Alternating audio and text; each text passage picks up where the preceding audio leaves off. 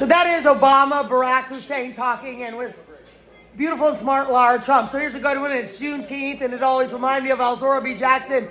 At least Juneteenth, that's June 19th, 2024, when I interviewed her leading attorney, Juneteenth, Alzora B. Jackson, with Maria Athens, but Maria Centers. So Lara Trump was campaigning for her, father-in-law here. And it was campaign season 2024. And we were all here, even Scott Centers. But Alzora B. Jackson, my sponsor at the time, asked me because no family members or anyone she trusted could drive her to get something about her eyes in Summerlin.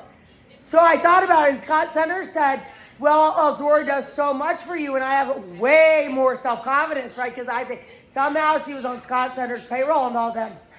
So I worked till like 4 or 4:30 because I didn't want to miss the story, and it was a more intimate rally. But then, of course, I had a lot of self-esteem issues, and I was going by Maria Centers. I think they know who I am, right? At least with my Alaska coverage of DJT's first round as a president, caps out at 2.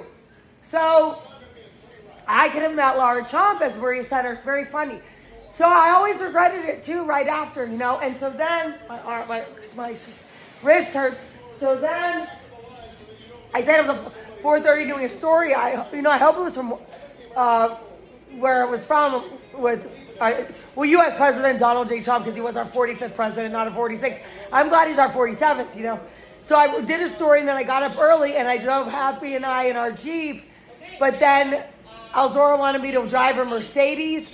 But then I stayed up there, and if you pass St. Elizabeth Ann Seton Catholic Church up there in Summerlin, and of course, Seton Hall was named after, St. Elizabeth Ann Seton, I think from her nephew. And it was a really good school, and it still is in some departments and some teachers and some students. So we just stayed up there, and then I switched to a Jeep, because Happy was in the back, and we didn't, I don't know, I don't like driving other people's cars. So we went to DSW, the Ross right there, and the pet store, and I picked her up after, and I was really tired. And I could have interviewed Lara Trump, and they say and I really like, and I'm not a fangirl, how she named her daughter Carolina, and she's from the Carolinas.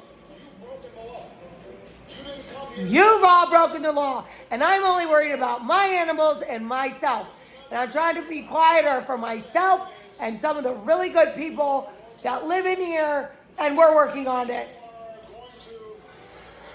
There's a coffee. I know.